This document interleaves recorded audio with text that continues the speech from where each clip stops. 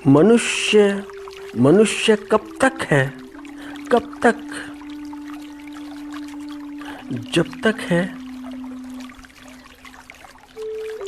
वह मनुष्य तब तक है कि जब तक वह अपने नाम के अनुरूप है, अपने नाम के, जब तक वह अपने नाम के मुताबिक है कि मनुष्य, जैसा कि मनुष्य का अर्थ है कि जो सभी प्राणियों में बुद्धि के कारण सर्वश्रेष्ठ है, बुद्धि के कारण। किंतु बुद्धि को बुद्धि कहना भी ठीक नहीं है। बुद्धि भी कहाँ बुद्धि होती है, क्योंकि मनुष्य बुद्धि का उपयोग बुद्धि की तरह नहीं करता, क्योंकि मनुष्य बुद्धि का उपयोग बल की भांति करता है, शक्ति की तरह करता है। तो कहना चाहिए कि बुद्धि बल। तो मनुष्य तब तक कि जब तक उसका भावार्थ प्रकट होता है, उसका अर्थ प्रकट होता है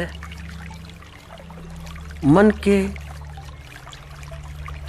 के तलों पर,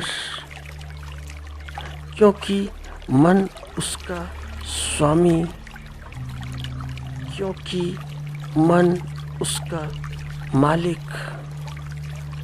मन तो यहाँ के अनुभव बड़े अलग, मगर दूसरे अनुभव बहुत बहुत ही अलग, बड़े बड़े अलग। क्योंकि जैसे ही मनुष्य का संयोग चेतना के साथ हुआ नहीं कि फिर मानव का जो मानवीय उत्कर्ष है वह अपने चरम पर होता है, पूरे चरम पर। यह जगत में देखा जा सकता है, जगत में तुम कहीं भी देख सकते हो। ऐसी चेतनाएं होती हैं पूरे जगत में कि जहाँ पर मानवीय उत्कर्ष अपने पूरे पीक पर होता है। तो फिर मानव चलता तो जमीन पर है, पैर तो जमीन पर होते हैं, मगर स्वभाव बहता सा, स्वभाव हवा सा हल्का फुल्का सा, स्वभाव हवा सा निर्भर।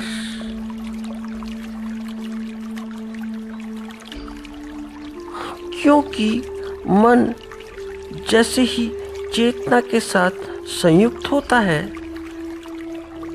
जैसे ही मन की गतिशील धारा चेतना के सागर में डूबती नहीं, इधर डूबी कि उधर, फिर सारा जीवन एक लीला है, लीला। फिर यह जगत एक माया है, माया। फिर जन्म बोलो या मृत्यु, जन्म मृत्यु मात्र एक माया, और माया के अतिरिक्त कुछ भी नहीं है।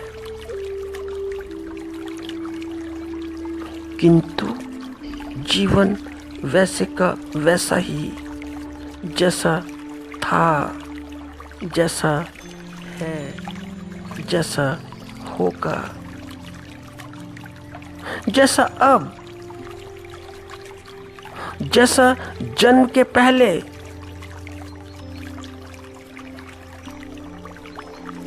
जैसा मृत्यु के पश्चात। तो फिर यह सब माया, फिर यह सब माया के अनुभव,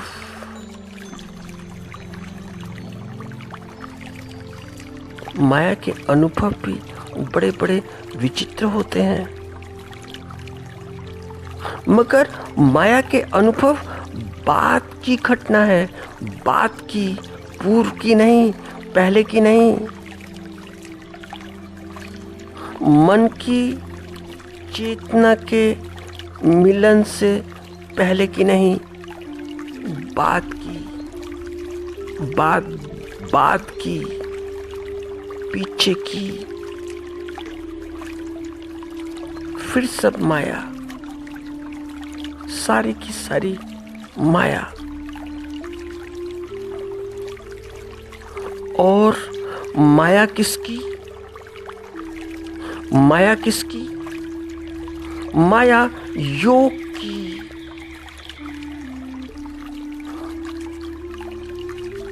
और योग किसका? योग अस्तित्व और मनुष्य का। तो फिर अस्तित्व किसका? मनुष्य का।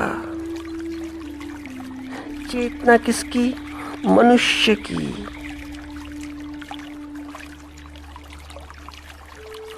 तो यह सब माया।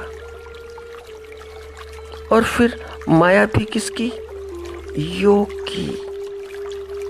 योग की माया,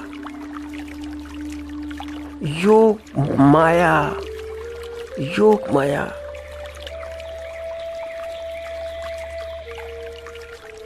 तो योग माया कहती है कि मनुष्य इस जगत में माया के प्रभाव से बड़ा बड़ा प्रभावित होकर आता है। आ तो जाता है, जीता है और जीकर चला भी जाता है। और जब जगत से निकल जाता है, तुम देखते हो, ये रोज रोज के अनुभव हैं। हम, जो व्यक्ति इस जगत से निकलता है, हम उसकी बड़ी छोटी छोटी बातें याद करते हैं, छोटी छोटी क्षुद्र यादें याद करते हैं। और वैसी वैसी यादें याद करते हैं कि जैसे कि हम स्वयं हैं। और हम स्वयं क्या? कि जैसे हमारे अनुभव, जैसे हमारे मन के अनुभव। और मन के अनुभव क्या? मन के अनुभव कैसे होते हैं? मन के सारे अनुभव सांसारिक अनुभव हैं, सारे पदार्थ के अनुभव हैं।